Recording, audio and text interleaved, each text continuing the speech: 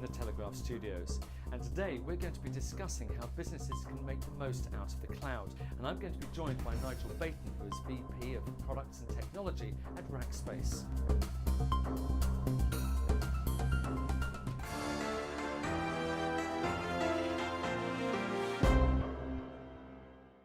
Good morning. Good morning.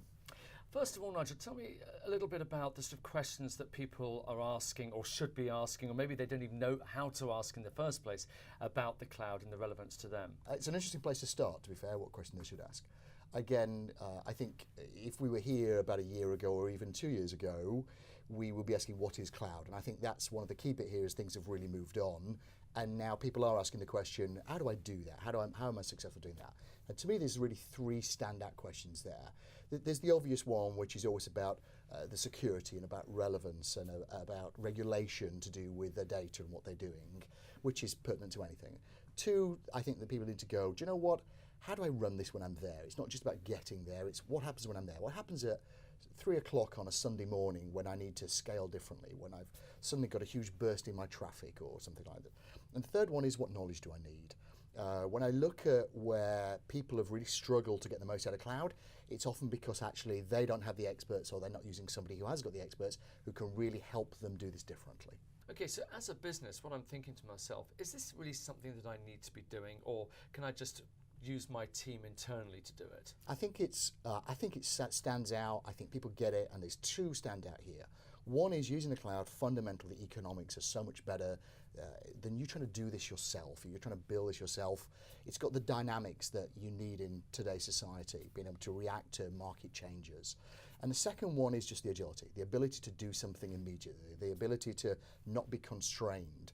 You know, I used to be a customer, so I've kind of been in cloud now for 4 years, but before that I was a customer.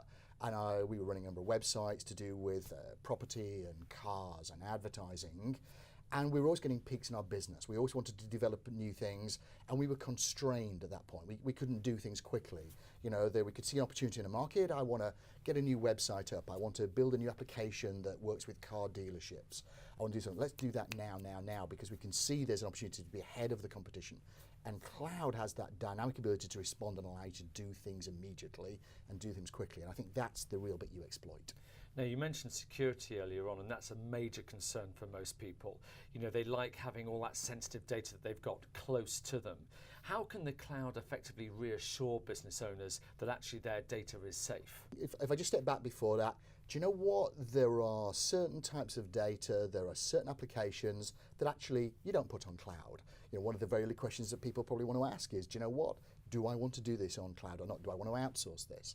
I think the key thing here that cloud to me is no different to the outsourcing we've been doing for years.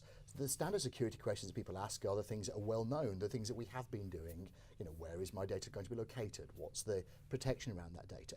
There's nothing that I look at cloud that makes this any different to what we've been doing for the last 20 years, thinking about how we do this. People just need to do that discipline. But people like to think that it's actually somewhere they can see it, therefore I know it's safe, as opposed to somewhere else. I'm not so sure it's safe because I don't feel maybe I'm in control.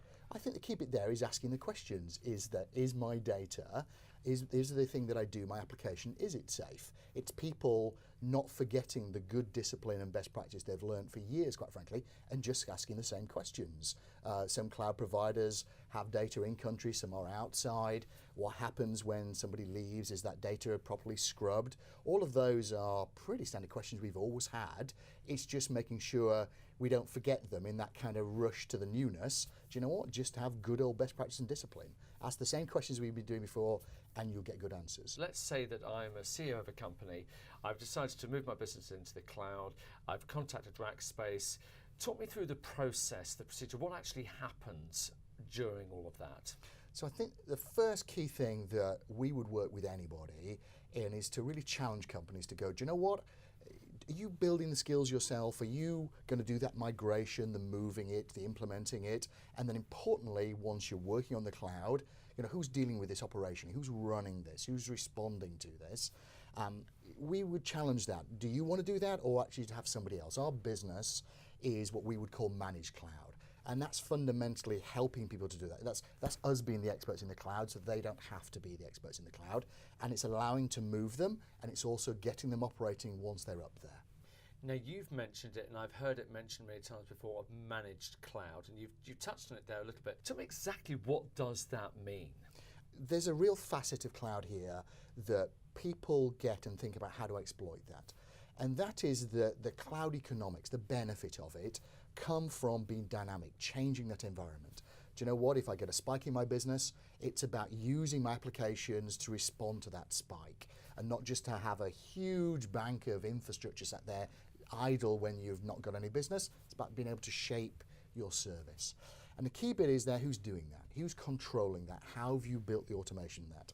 So managed cloud is about, we take responsibility for that. We take responsibility for making sure your business scales up and down, so you get all of the economic benefits for that. And you can either do it yourself, do you know what, or managed cloud, let us be the experts to do that for you. Okay, the next big thing, and you mentioned it a bit earlier on as well, and this is the question of price.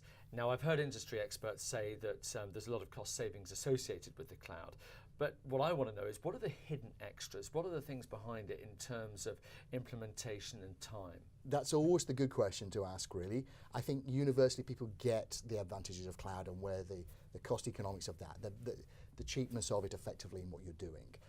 Where's the hidden costs? Two of them for me more than anything else. First one is the move. How do I move there? How do I take my application? Because a lot of applications don't scale the way that cloud scales, and therefore naturally don't allow you to get the benefit you do. So you've got to think about how I convert them, how I possibly rebuild elements to it. So there's a cost there potentially on how do I restructure my application and how do I do that migration. And the second one is, do you know what, how am I going to run this when I'm there? Again, it comes back to who's dealing with that business need at 3 o'clock on a Sunday morning, and there's a cost associated with that. One of the companies we work with is Cabby, the company that deal with the cab service. Fantastically growing business now, and you know, when we looked at it with those guys, they could immediately see that actually working with managed cloud saved them hiring 6 people, because it takes a lot of people to effectively to run this 24/7 and get the most out of your cloud. So do you know what? That saving is the cost saving. It's why you go and use something like managed cloud.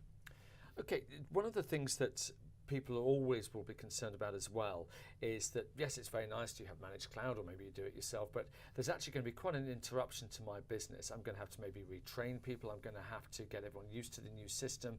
And you know, a lot of people are going to be worried about their actual business while this is all taking place. There's 2 bits there, forgive me for kind of picking up on that. There's the one is the training, getting the people skilled up. I love cloud for that. Do you know what? One of the things that the cloud industry does, ourselves and everybody else, is it's great at sharing information that people have it, but easier or more important than that is that it's very accessible. You know, you can give anybody the ability to log on, understand it and play, and it's immediate. So I think building skills and knowledge up, do you know what, I think that's really easy. In terms of interruption and kind of the changeover from the non-cloud to a cloud service, my experience of is that is no more for a lot of customers than just a blip. The mass majority of people, it's very easy with cloud. It's the whole environment it's dynamic, it's instantly accessible. So the ability to replicate quite quickly and easily your environment, in the old environment to the new, and then change them over is sometimes a blip of no more than seconds. So actually I think the final kind of transformation, the change of that's very little disruption. There's so much going on. It seems an incredibly fast evolving industry. I mean, you mentioned at the beginning of the interview that a few years ago, none of us have even heard of the cloud. Now it's a popular term that we've all heard of. Looking to the future, how do you see the cloud, say, in 5 years' time? Do you know what? Everybody, I think, does. Well, I don't speak to anybody outside now, companies who quite frankly don't understand it, and I think that is the step change. But right now it's still at generation 1. It's maturing, and when I look at how it evolves in the 5 years, I think there's a number of things stand out. One is there will be more clouds, and the ability for people to deploy these clouds in each country and all regions and locations. So the accessibility of it, that giving customers more options, that grows.